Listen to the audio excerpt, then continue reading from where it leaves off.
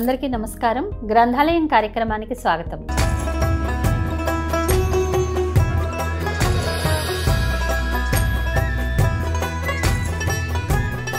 నా పేరు రాధా జోసిలా. ముందుగా బ్రహ్మర్షి పితామహ పత్రిజీకి నా అనంతకోటి ఆత్మ ప్రణామాలు.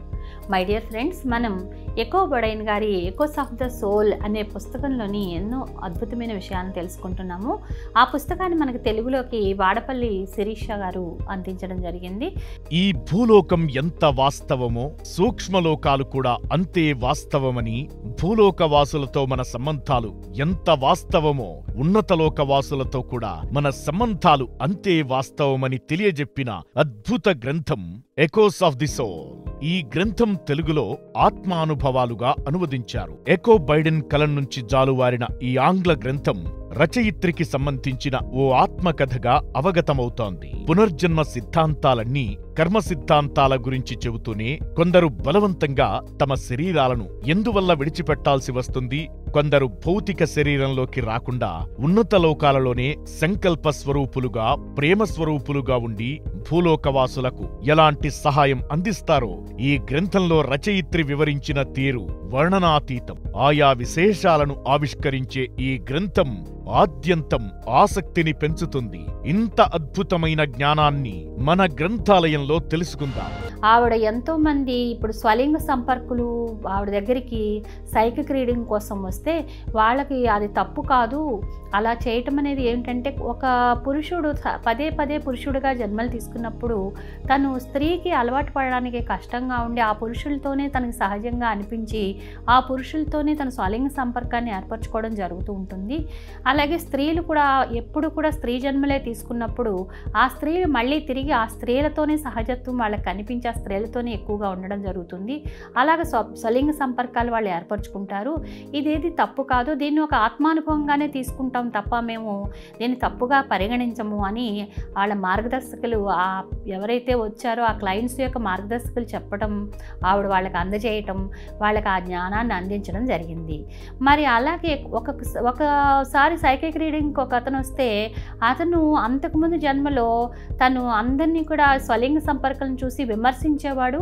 విమర్శించినందువల్ల అతనికి నువ్వు మళ్ళీ స్వలింగ సంపర్కగా ఉండి అది తప్పు కాదు, అది అందరికీ సహజమైన విషయాన్ని, నువ్వు కొంతమందికి సహజమైన విషయాన్ని వాళ్ళని సమానంగా గౌరవంగా చూసే విధానాన్ని నేర్చుకో అని వాళ్ళ గురువులు అతన్ని మళ్ళీ స్వలింగ సంపర్కగా జన్మ తీసుకో అని చెప్పి పంపిస్తే అతను ఇక్కడికి వచ్చి తన స్వలింగ సంపర్కగా ఉండి కూడా తనేదో ప్రత్యేకమైన వాడని, మిగిలిన స్వలింగ సంపర్కులు సరైన వాళ్ళు కాదని వాళ్ళని విమర్శిస్తూ ఆ జన్మలో ఏదైతే చేశాడో మళ్ళీ ఈ జన్మలో కూడా అలాగే కొనసాగిస్తుంటే అతను కూడా సైకిక్ రీడింగ్కి వచ్చినప్పుడు ఈవిడ చెప్పారు, నీకు ఇలా గురువులు ఇలా చెప్తున్నారు, నువ్వు దాన్ని మార్చుకోవాలంటే అతను కూడా అంగీకరించాడు. ఆ రకంగా అతనికి జ్ఞానోదయం కలిగించడం జరిగింది. మరి ఇంకా ఇలా ఎన్నో అద్భుతమైన విషయాలను మనకి మేడం చక్కగా ఎక్కువ అందిస్తున్నారు.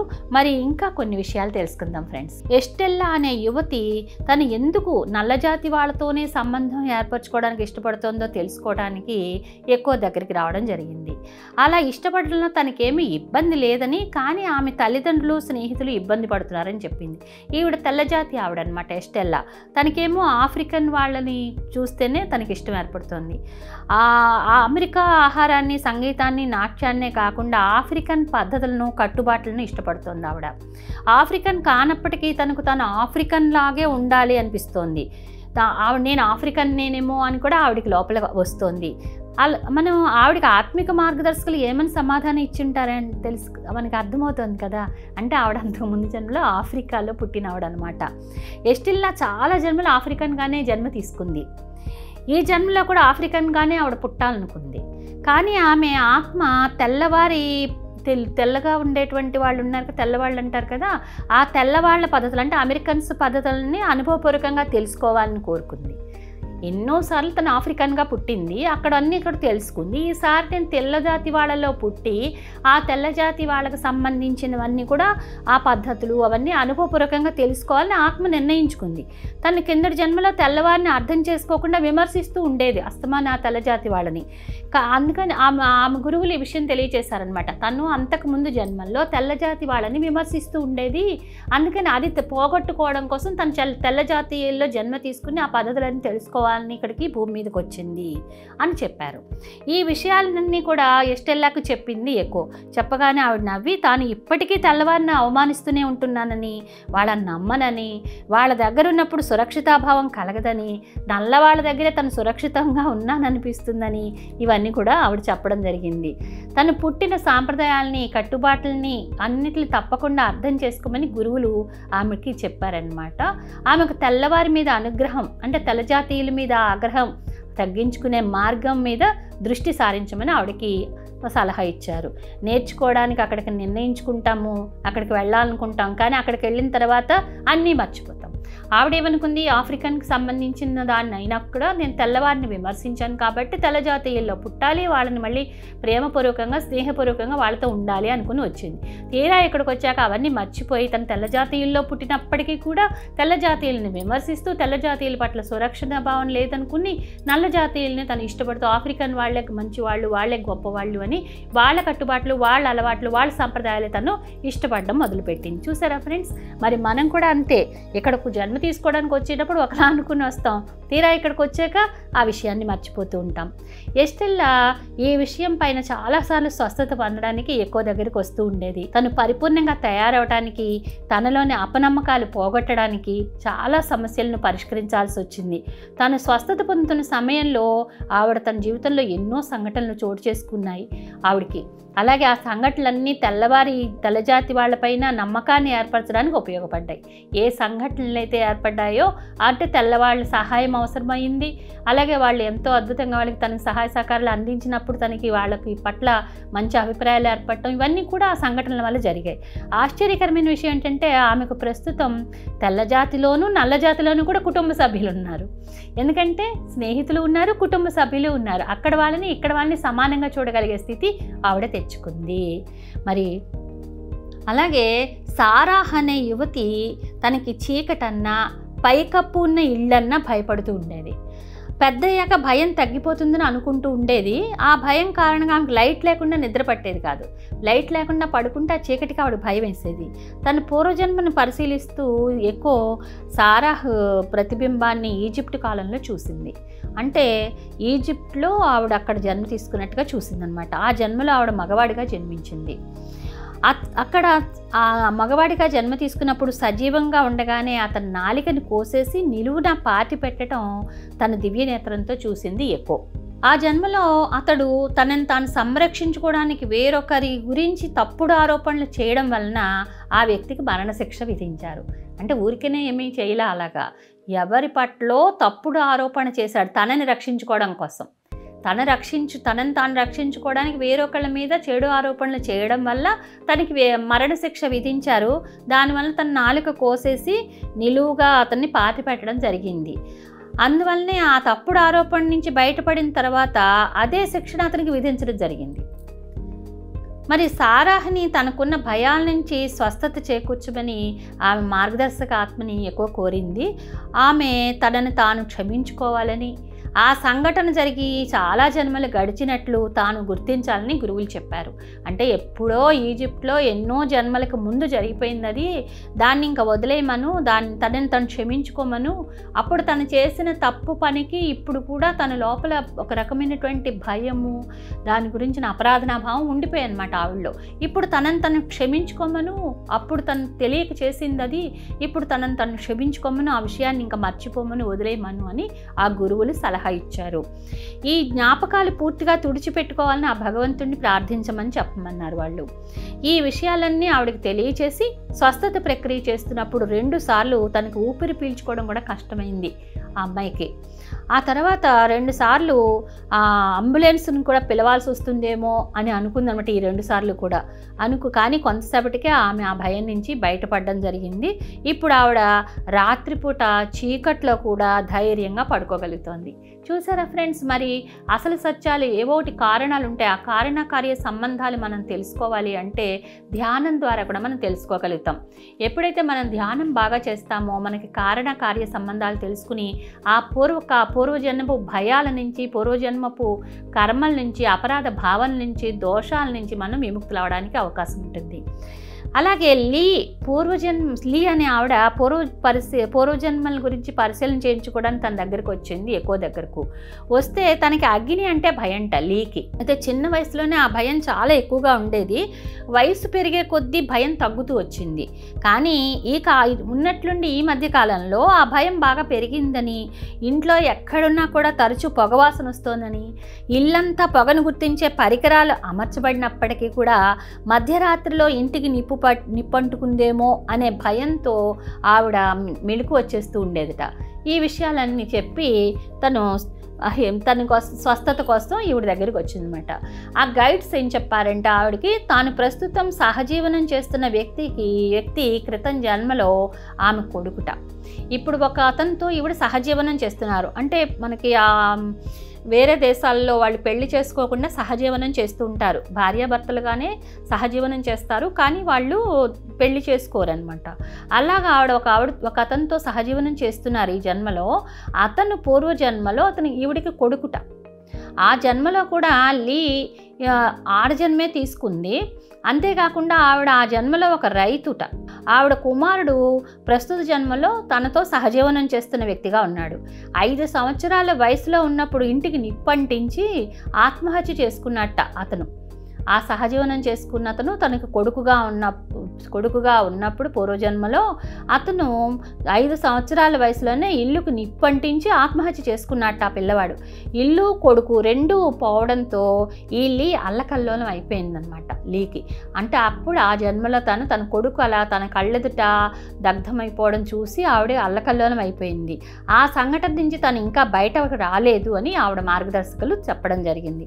ఎప్పుడైతే లీ మళ్ళీ అతడితో సహజీవనం మొదలుపెట్టిందో, మళ్ళీ ఇప్పుడు అతనే తనకు సహజీవనం చేయడానికి ఒక స్నేహితుడిగా తనతో పాటు ఉన్నాడు కదా, ఎప్పుడైతే సహజీవనం మొదలుపెట్టిందో తన ఆత్మలో ఆ జ్ఞాపకాలు మళ్ళీ బహిర్గతమయ్యాయి. అంటే ఇప్పుడు కొత్తగా ఇతనితో ఎప్పుడైతే సహజీవనం మొదలుపెట్టిందో చిన్నప్పుడు ఉండేది భయం, తర్వాత పోయిందని చెప్పింది కదా. అంటే చిన్న వయసులో పూర్వజన్మ జ్ఞాపకాలు ఉన్నాయి కాబట్టి అప్పుడు భయపడింది, తర్వాత ఆ భయాలు పోయాయి. కానీ మళ్ళీ ఈ మధ్యకాలంలో ఆ భయం మళ్ళీ వచ్చేసిందని చెప్పింది. ఇంకా ఎక్కువగా వస్తుంది. అంటే ఎవరైతే తన కొడుకుగా ఉన్నారో అతను ఇప్పుడు సహజీవనం చేస్తూ ఉన్నాడు, అతనితో సహజీవనం మొదలుపెట్టిన తర్వాత భయం మళ్ళీ పెరిగిపోయిందనమాట. అందుకని అతన్ని విడిచి ఉండలేక అతన్నే అంటిపెట్టుకుని ఉంటూ, అతడు దూరంగా వెళ్తే మళ్ళీ వెనక్కి రాడేమో అని భయాందోళన చెందుతూ ఇలా ఉంటుంది లీ. అంటే అతను అంతకుముందు జన్మలో అలా చనిపోయాడు కాబట్టి ఈ జన్మలో కూడా అతనికి దూరం అయిపోతాడేమో అనే భయం ఆవిడలో పట్టుకుని ఉంది. అందుకని ఆవిడ దాని గురించి భయపడుతోందన్నమాట. మార్గదర్శకులు ఆమెను తర్వాత 3 రోజులు విషాద నేపథ్య కలిగిన సినిమాలు చూడమని చెప్పారు. అంటే బాగా విషాదంగా ఉన్నవి, ఏడుపు చివరిలో అంత దుఃఖాంతం అయ్యే సినిమాలు ఉంటాయి కదా, విషాదాంతాలు, అలాంటి సినిమాలు చూడమని 3 రోజుల పాటు అని చెప్పారట. అప్పుడు ఆ భావోద్వేగాల నుంచి, అంటే ఆ దుఃఖాంతం ఉన్న సినిమాలు చూసినప్పుడు లోపల నుంచి దుఃఖం బయటకు వచ్చేస్తుంది కదా, అలా వచ్చేసినప్పుడు అందులో నుంచి ఆ విషాదం నుంచి ఆవిడ బయటపడుతుంది అని చెప్పారట. జరిగిన సంఘటనలు ఇంకా వదిలిపెట్టేయమని కోరారు. ఇక్కడ చూడండి ఫ్రెండ్స్, మీరు ఒక్కటి ఆలోచించండి. ఏదైనా సరే జరిగిన పాత విషయాలని వదిలేయమని చెప్తున్నారు గురువులు కానీ మార్గదర్శకులు కానీ. మనం కూడా ఇప్పుడు చేయాల్సినదే. ఈ జన్మలో కానీ ఇంతకుముందు జన్మలో కానీ మనం ఏదైనా తెలియకుండా కానీ తెలిసి కానీ ఏదైనా చేసి ఉంటే దాన్ని మనం అక్కడికక్కడ వదిలేయాలి. అంతేగాని అదే పట్టుకుని వేళ్లాడుతూ ఆ అపరాధ భావనలతో ఉంటూ నేను ఇలా చేశాను, అలా చేశాను, నేను ఆ తప్పు చేశాను, ఈ ఒప్పు చేశాను అనే భావనలు వదిలిపెట్టి ఎప్పుడు ప్రస్తుతంలో ఉండడం ప్రయత్నించాలి. మనం ఎప్పుడు కూడా వర్తమానంలోనే మనం ఉండాలి. అదే చూడండి, మనం ఈ పుస్తకంలో ఎక్కడ చూసినా మనకు అదే కనిపిస్తోంది. ఆ ఆలోచన నుంచి బయటపడ్డాక తను ఒక అన్యోన్యమైన బంధాన్ని అతడితో ఏర్పరచుకోగలదు అని కూడా చెప్పారు గురువులు, ఆ మార్గదర్శకులను. మరి అలాగా ఆవిడకి తన యొక్క ఏదైతే తన సమస్య ఉందో ఆ సమస్య నుంచి బయటపడింది లీ. మరుసటి రోజు లీ ఫోన్ చేసింది. తన ప్రియుడికి ఇంతకు ముందు రోజు జరిగిన సంఘటన మొత్తం వివరించిన తర్వాత తన ప్రియుడు కూడా చిన్న వయసులో నిప్పుని వెలిగించాలంటే భయపడేవాడిని అని చెప్పాడు. ఈ విషయం అంతా ఆవిడ వెళ్ళి అతనికి చెప్పింది అనమాట. ఇదిగో ఇలా జరిగింది, నువ్వు నా పూర్వజన్మలో నా కొడుకుట, నువ్వు ఇలాగా నిప్పు అంటించుకుని చనిపోయావుట అని చెప్తే, అవును అయితే నాకు అందుకేనేమో నా చిన్న వయసులో నేను నిప్పు అంటేనే నేనే భయపడిపోయేవాడిని వెలిగించాలంటే అని అతను ఒప్పుకున్నాడు. ఒకనాడు నిప్పును వెలిగిస్తుండగా మంచం మీద పడి మంచం మొత్తం తగలపడిపోయిందిట. దానివల్ల ఇల్లంతా కూడా మంటలు అంటుకున్నాయట. కానీ 5 సంవత్సరాలు దాటాక మంటలు వెలిగించాలంటే భయం పోయిందిట అతనికి. సైకిక్ రీడింగ్ పూర్తయ్యాక లీ తనకి తన ప్రేమికుడికి ఉన్నటువంటి బంధం ఏదైతే ఉందో అది బలపడింది అని చెప్పింది. అంటే అప్పుడు ఈవిడ దగ్గరికి వెళ్ళిన తర్వాత సైకిక్ రీడింగ్ అయిపోయిన తర్వాత ఈ విషయాలన్నీ అర్థం చేసుకున్న తర్వాత అవగాహన పొందిన తర్వాత వాళ్ళిద్దరి మధ్య బలమైన బంధం ఏర్పడింది. వారిద్దరూ కూడా కొన్ని నెలలు సహజీవనం చేసుకున్నారు. తర్వాత వాళ్ళు మళ్ళీ ఇరువురు కూడా మంచి స్నేహితులుగానే విడిపోయారని లీ తెలియచేసిందిట. చూడండి ఫ్రెండ్స్, మరి అందుకే ఎప్పుడు కూడా మనం కార్యకారణ సంబంధాలు ఉంటాయనేది ఎప్పుడు గుర్తు చేసుకోవాలి. అలాగే మోలీ అనేటువంటి ఆవిడ తను ఎదుర్కొంటున్న గర్భధారణ భయానికి గల కారణాన్ని సైకిక్ రీడింగ్ ద్వారా తెలుసుకోవాలని ఎక్కువ దగ్గరికి రావడం జరిగింది. ఈవిడ భర్తకు పిల్లలు కావాలన్న బలమైన కోరిక ఉంది, తనకు భయం ఎక్కువ ఉంది. పిల్లల్ని కనాలంటే భయం. వైవాహిక జీవితంలో కలతలు ఏర్పడుతున్నాయని చెప్పింది దీనివల్ల. ఎందుకంటే భర్తకేమో పిల్లలంటే ఇష్టం, తనకేమో పిల్లల్ని కనాలంటే భయం. దీనివల్ల వాళ్ళిద్దరి మధ్యలో గొడవలు, సయోధ్య లేదు. తను సైకిక్ రీడింగ్ చేసినప్పుడు ఎక్కువకి ఆమె కిందటి జన్మలో బిడ్డను జన్మ ఇస్తూ ఒక బిడ్డని కంటూ ఆవిడ చనిపోయిందిట. అందుకనే ఆ భయం ఆవిడలో ఉండిపోయింది. తన మార్గదర్శకులు ఏం చెప్పారంటే మోలీని తాను ప్రసవిస్తూ చనిపోయిన సంఘటనను ఊహించుకుని దాని గురించి ఆమెకు కలిగిన భావనలన్నింటినీ పూర్తిగా వ్రాయాలని, అలా చేయటం వల్ల ఆ ఆలోచనలన్నింటినీ తన శరీరం నుంచి కాగితం మీదకి పెట్టాలని వాళ్ళు చెప్పారట. అంటే తనకి అలా భావాలు ఉండేవన్నమాట. నేను బిడ్డను కంటూ చనిపోతానేమో, నాకు బిడ్డను కనేటప్పుడు ప్రసవ వేదనలు చేసేటప్పుడు నేను బతికుండనేమో, అది చాలా కష్టతరమైంది ప్రసవం అనేది, ఇలాంటివన్నీ ఉన్నాయి. ఏ భయాలైతే తనకున్నాయో అవన్నీ కూడా కాగితం మీద రాసి పెట్టమని చెప్పారు ఆ మార్గదర్శకులు. ఆ సంఘటనలన్నీ కూడా ఆత్మ లోపలి వరకు పాతుకుపోలేదని, పైన ఉపరితలంలోనే ఉన్నాయని, అందుకే తీవ్రమైన భయభ్రాంతులకు లోనవుతోందని వాళ్ళు చెప్పారు. అంటే ఆవిడ పైన ఉపరితలం మీద అంటే ఆ మనసులోనే, ఆ సబ్కాన్షియస్ మైండ్లోనే ఫీడై ఉన్నాయి అవన్నీ కూడా. అవి ఏవైతే ఆవిడ కాగితం మీద పెడతారో, నేను ఇలా భయపడుతున్నాను, నాకు బిడ్డ పుడితే ఇలా జరుగుతుందని భయపడుతున్నాను అని ఏవైతే ఉన్నాయో అవన్నీ కూడా రాస్తే ఆ భయం పోతుందని చెప్పారు. మోలీ తన భయం నుంచి బయటపడితే ఈ జన్మలోనే తప్పకుండా తల్లి కాగలది అని కూడా వాళ్ళు చెప్పారు. ఆ మోలీ ఇదంతా జరిగిన సంవత్సరం తర్వాత తన మార్గదర్శకులు చెప్పినటువంటి మాటలు పాటించి చక్కగా అలాగే ఆవిడ కాగితం మీద అన్నీ రాసి తను ఎందుకు భయపడుతోంది ఏంటని అన్నీ రాసిన తర్వాత గర్భ సంబంధమైన భయాలన్నీ ఆవిడలో పోయాయి. అంతేకాకుండా తను ఒక ఆడ శిశువుకి జన్మ కూడా ఇచ్చిందిట. ఆవిడ కలిసినప్పుడు మళ్ళీ ఏకోకి చెప్పడం జరిగింది. చూడండి మరి ఏకో ఎంతమంది జీవితాలకి ఆ మార్గదర్శనం చేస్తూ వాళ్ళని ఎంతో అద్భుతంగా ఆనందంగా ఉండేలాగా తయారు చేసిందో. మరి ఖచ్చితంగా ఇంతమందికి అని చెప్పలేదు, కానీ ఈ రకమైన భయాన్ని ఎదుర్కొంటున్న చాలామంది స్త్రీలకు ఎంతో చక్కటి గైడ్ చేస్తూ వాళ్ళని ఎంతో అద్భుతంగా గర్భ సంబంధమైన విషయాల పట్ల భయం కొంతమందికి చాలా సహజంగా ఉంటుంది, చాలామందికి ఉంటుంది. అదే భయం ఎక్కువైతే పిల్లలు పుట్టని పరిస్థితులు, జననేంద్రియ సమస్యలకు కారణమవుతుంది.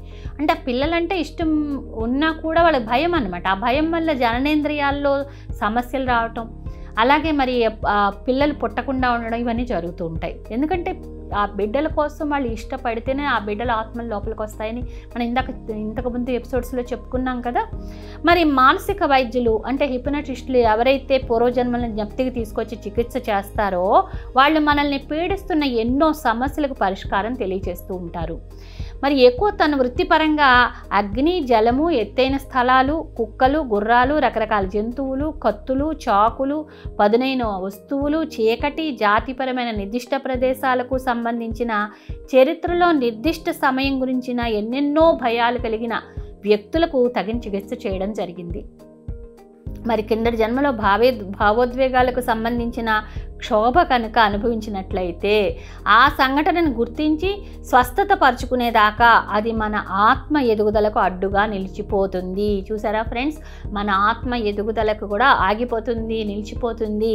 ఎప్పుడైతే మనం ఇలాంటి క్షోభను అనుభవిస్తూ ఉన్నామో, ఎప్పుడైతే మనల్ని మనం తెలుసుకోకుండా ఉన్నామో అప్పుడు మన యొక్క ఎదుగుదల కూడా ఆగిపోతుంది. అందుకని ఇలాంటి వాటి నుంచి బయటపడాలి అంటే అపారమైన ధ్యాన సాధన, సజ్జన సాంగత్యము, ఇలాంటి స్వాధ్యాయం, ఇలాంటి మంచి మంచి గొప్ప గొప్ప పుస్తకాలు వినడం ద్వారా, చదవటం ద్వారా కూడా మన నాలెడ్జ్ని పెంచుకోగలుగుతాం. ఆ జ్ఞానంతోనే మనం ఓహో ఇలా ఉంటుందా, అలా ఉంటుందా, అయితే నాకు దీనికి కారణం ఇదన్నమాట అని మనం అర్థం చేసుకోగలిగే, అవగాహన చేసుకోగలిగే స్థితి ఏర్పడినప్పుడు మనలో ఉన్నటువంటి ఆ భయాలు వైదొలిగిపోతాయి, ఆ కర్మలు వైదొలిగిపోతాయి. అప్పుడే మనం చక్కగా మన జీవితాన్ని చక్కగా మనం చేసుకోగలుగుతాం, ముందుకు తీసుకువెళ్ళగలుగుతాం. ఆ స్వస్థత పరుచుకున్నప్పుడు మన యొక్క ఆత్మ ఉన్నతి కూడా త్వరగా జరుగుతుంటుంది. అందుకే మన గురువుగారైన బ్రహ్మర్షి పితామహ పత్రిజీ సజ్జన సాంగత్యము, స్వాధ్యాయము, ధ్యానము ఇవి కంపల్సరీగా ప్రతి ఒక్కళ్ళు చేయాలి అని చెప్తూ ఉంటారు. మళ్ళీ అలాగే సైల్వియా అనే ఆవిడ తనకున్న అనారోగ్య సమస్యలకు గల కారణాన్ని తెలుసుకోవాలనుకుని ఈ ఎక్కువ దగ్గరికి ఒకసారి రావడం జరిగింది సైకిక్ రీడింగ్ కోసం. ఆవిడ చిన్నప్పటి నుంచి ఎన్నో అనారోగ్య సమస్యలతో బాధపడుతూ వివిధ వైద్య నిపుణుల్ని కలుస్తూ ఉండేది. వాళ్ళు ఒక్కొక్కళ్ళు ఒక్కొక్క రకమైన అభిప్రాయాన్ని తెలియజేస్తూ ఉండేవారు. అలా ఉంటుండే ఆమె రకరకాల మందులు వాడుతూ ఉండడం, యాంటీబయాటిక్స్ వాడడం, దీనివలన ఆవిడ మీద చాలా ప్రభావం పడి ఆవిడ ఆ మందుల ప్రభావం వల్ల చాలా ఏవి పనిచేసేది కాదనమాట. మందులు ఎక్కువైపోయినప్పుడు చూడండి, ఆ మందులు ఎన్ని వాడినా ఇంక పనిచేయవు అనమాట. ఆమె తనకున్న ఆరోగ్య సమస్యల కోసం ఎటువంటి వైద్యుని కలవాలో, ఎక్కడికి వెళ్ళాలో అని సలహా అడగటం కోసం ఎక్కువ దగ్గరికి వచ్చారు. వస్తే ఆవిడకి పూర్వజన్మ మీద నమ్మకం లేదు. అందుకని మార్గదర్శకులు తన పూర్వజన్మ గురించి వివరిస్తున్నప్పుడు ఆమె వినడానికి ఎంత మాత్రం శ్రద్ధ చూపించాల. నా పూర్వజన్మల గురించి నాకు వద్దు, నాకు అలాంటి వాటి మీద నమ్మకం లేదు అని చెప్పింది ఆవిడ. ఆవిడ ఎవరు తన ఆరోగ్యాన్ని సరిచేయగలరో దాని గురించి ఆవిడ ఆలోచిస్తోంది. అంటే భౌతికంగా ఒక వైద్యుడు కావాలి ఆవిడకి, దాని గురించి ఆవిడ ఆలోచిస్తోంది. అంతేగాని దీనికి కారణం ఆవిడ అన్వేషించట్లా. దీనికి పూర్వజన్మల్లో ఏదో కారణం ఉంటుందనేది ఆవిడ అన్వేషించట్లేదన్నమాట. అందుకని ఆవిడ దాని గురించి ఆలోచిస్తోంది. మార్గదర్శకులు ఆమె కిందటి జన్మలో పేరు ప్రఖ్యాతులు లేని వైద్యుడు అని, తన దగ్గరకు వచ్చే రోగుల మాటలు పూర్తిగా వినకుండానే మందులు రాసేసావట డాక్టరు. అంటే వచ్చి వాళ్ళు కడుపులోనండి ఈ మధ్య కొంచెం నొప్పి అనగానే గబగబా మందులు రాసిస్తే కడుపు నొప్పికి మందులు రాసి ఇచ్చేసేవాడు. అది దేనికి వస్తుంది అనేటువంటిది కూడా తెలియనిచ్చేవాడు కాదు, తెలియచేసేవాడు కాదు. ఏ టైంలో వస్తుంది, ఏది తింటే వస్తుంది, ఇవన్నీ అడగాలి కదా వైద్యుడు అంటే. ఇవేం అడిగేవారు కాదు. ఏదైనా కొంచెం చెప్పగానే దానికి వెంటనే పూర్తిగా వినకుండానే రోగి మాట వెంటనే మందులు రాసిచ్చేవారట. ఈవిడే ఆ వైద్యుడు అనమాట. రోగులు వాళ్ళకున్న రోగాన్ని ఎంతో కొంత తగ్గిస్తాడు అనుకున్నంతకాలం వాళ్ళ దగ్గర ఎక్కువ డబ్బులు వసూలు చేసేయడం. ఎందుకంటే తనకి డబ్బులు ముఖ్యం అక్కడ. వాళ్ళకి రోగం తగ్గటం ముఖ్యం కాదు. వాళ్ళకి రోగం ఇంకా పెరుగుతూ ఉండడం, మళ్ళీ వస్తుండడం, మళ్ళీ డబ్బులు ఇస్తూ ఉండడం, ఇలా డబ్బుల కోసమే ఆ వైద్యుడు వైద్య వృత్తిని చేస్తూ ఉండేవాడు. అలా తన దగ్గరికి వచ్చే ఆడరోగులను అసలు ఇష్టపడకపోగా ఆడరోగులు వస్తే కనుక వాళ్ళని ఇష్టపడేవాడు కాదుట ఆ వైద్యుడు. తన దృష్టిని వాళ్ళ వైపు మరల్చడానికి ప్రయత్నిస్తారు అనే భావంతో ఉండేవాట. ఆడరోగులు వస్తే తను ఎక్కడ ఆకర్షించుకుని తన దృష్టిని వాళ్ళ వైపు మరల్చుకుంటారేమో అని తన భయంట. కనుక ఈ జన్మలో సైల్వియా అదే రకమైన సంఘటనలు ఎదుర్కొంటోంది ఇక్కడ అని మార్గదర్శకులు వివరించడం జరిగింది. అంతేకాక మార్గదర్శకులు ఆమెను వైద్యులకు ఎక్కువ ప్రాధాన్యత ఇవ్వడం మానేయాలని, తన శారీరక స్థితిని తానే అర్థం చేసుకుని చక్కదిద్దుకునే సామర్థ్యం ఆమెకు ఉందని చెప్పారు మార్గదర్శకులు. నువ్వు ఎవరో వైద్యుడు రావాలి, నాకు చెయ్యాలి అనేది ముందు మానేయి, నీ లోపలే ఆ శక్తి సామర్థ్యాలు ఉన్నాయి, నువ్వే తగ్గించుకోగలవు, ముందు అది నమ్ము అని చెప్తున్నారు వాళ్ళు. చెప్తున్నా కూడా ఆవిడ ఎక్కడ వినిపించుకోవట్లా. వైద్యులకు అన్నీ తెలుసు అన్న ఆలోచన సరైనది కాదు అని ఆవిడ తెలుసుకోవాలి అని మార్గదర్శకుల ఉద్దేశం. తనకి ఆరోగ్య విషయంలో ఉన్న దృక్పథానికి కారణం వేరొక కోణం నుంచి చూడాలని చెప్పారు వాళ్ళు. నీకు ఇలా అనారోగ్య సమస్యలు వస్తున్నాయి అంటే దానికి కారణం వేరే దృక్కోణం నుంచి చూడు, నీ ఆత్మపరమైన దృక్కోణం నుంచి చూడు, అంతేగాని భౌతికమైన దృక్కోణం నుంచి నువ్వు చూస్తున్నావు, దానివల్ల నీకేం ఉపయోగం లేదని ఎంతో మార్గదర్శకులు మొత్తుకుని చెప్తున్నా కూడా ఆవిడ వినడానికి ఇష్టపడట్లా. తన పట్ల తను పూర్తిగా బాధ్యత వహిస్తూ తన ధ్యానం ద్వారా తన శరీరంతో అనుసంధానం చెంది తద్వారా శరీరానికి ఏది అవసరమో అది అందించాలని కూడా చెప్పారు. నువ్వు ధ్యానం చేసుకో, నీ ధ్యానం ద్వారా నీ శరీరానికి ఏది అవసరమో నువ్వు అందించగలవు, నీకు ఆ శక్తి ఉంది అని ఆ మార్గదర్శకులు చెప్పినా కూడా తను వింటలా. పూర్తిగా వైద్యులందరినీ విడిచిపెట్టద్దని, తన పూర్వజన్మలో ఆమెకున్న లక్షణాలకి నేను వైద్యుల జోలికి పోవద్దని కూడా చెప్పారు వాళ్ళు. వైద్యులందరినీ విడిచిపెట్టద్దు, కానీ పూర్వజన్మలో నీకున్న లక్షణాలు గల వైద్యుల జోలికి పోవద్దు. ఎందుకంటే తను ఏం చేసింది, తను వైద్యుడిగా ఉన్నప్పుడు పూర్వజన్మలో ఎవరైనా రోగి వస్తే వాళ్ళ మాట పూర్తిగా అవ్వకముందే వాళ్ళు తల అండి అనగానే ఏదో రాసేసేయడం, ఇంకో వెళ్ళిపోయి ఇది వాడే ముందు ఇది వాడేసిరా ఇలా అనడం, డబ్బులు తీసేసుకోవటం. అంతేగాని అసలు ఏం జరుగుతోంది, తల తిరుగుతోందా, తల నొప్పి వస్తుందా, లేకపోతే తలలో ఏదైనా తేడా ఉందా, ఇవేం ఆలోచించేవారు కాదనమాట. అందుకని అలాంటి వైద్యుల జోలికి వెళ్ళకు, నువ్వు వైద్యుల్ని వదిలేయమని మేము అంటల్లా, కానీ సరైన వైద్యుడి దగ్గరికి ఎడదు. కానీ ముందు నీ లోపలే శక్తి ఉందని తెలుసుకో, ధ్యానం చేయి, ధ్యానం ద్వారానే నువ్వు అన్నీ తెలుసుకోగలుగుతావు అని వాళ్ళు చెప్పడం జరిగింది. మార్గదర్శకులు చెప్పిన మాటలో ఒక్క మాట కూడా ఆవిడ వినలేదు.